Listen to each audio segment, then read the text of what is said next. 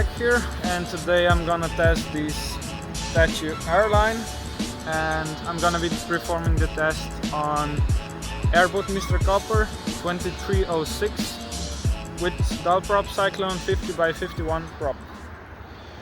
Let's see how this battery will perform on my racing quad.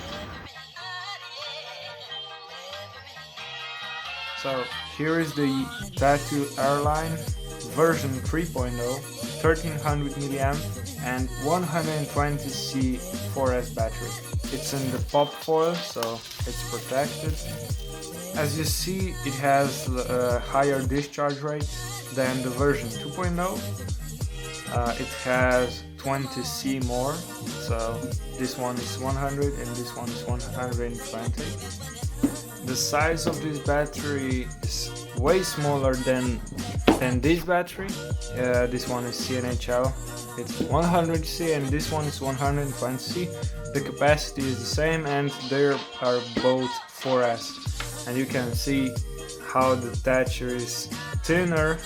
It's a bit wider, but way shorter than the CNHL. As you can see, the internal resistance is very small, 4, 4, 7 and 6, and the battery isn't that warm, so when you warm it up it has even less resistance, and I think that's pretty good. So second thing I like the most of this battery is the weight.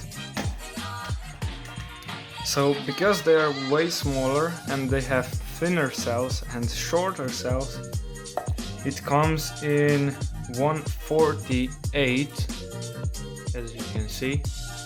So that's pretty good for 130mAh battery. If we compare it to CNHL, this one comes in 170 grams, so that's quite a difference. So let's see what this battery can do. So let's see how the battery will perform on my quad. Let's do recording and sync clap. It's good. Okay, let's do it.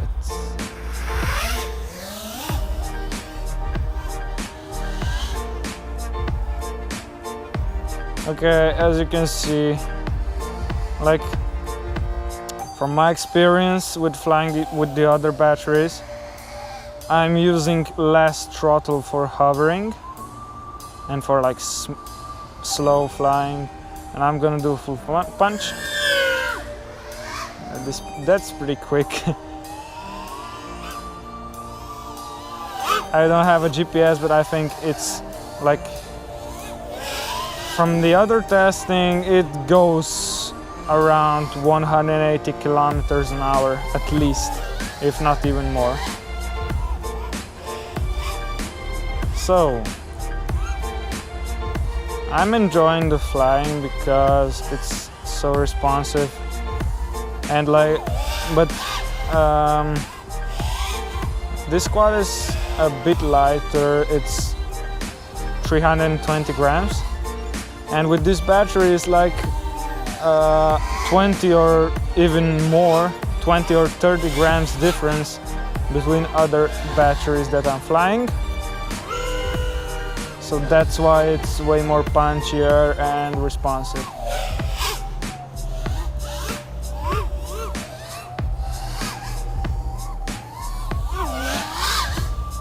So I have 14.5 volts and I'm gonna do a full throttle. Even if I have like 14.4, 14.5 volts, it still has a punch.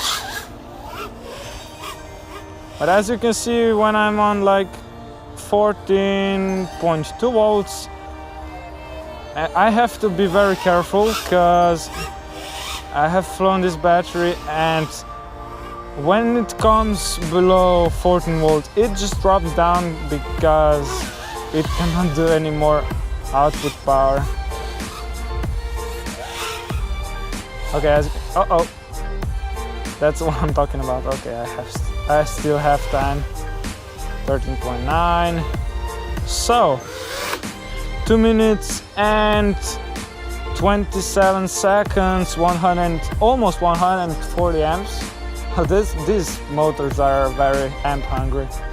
And as you can see, 1300 milliamps consumed.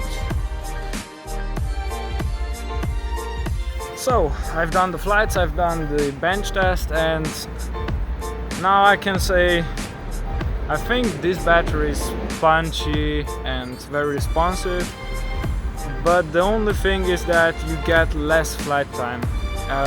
With my racer, as you saw, 2 minutes of like very harsh flying. That's pretty much it for the cons of this battery. It's very lightweight, and this is what I like. So that's pretty much it for this video. I hope you guys enjoyed, and see you next time.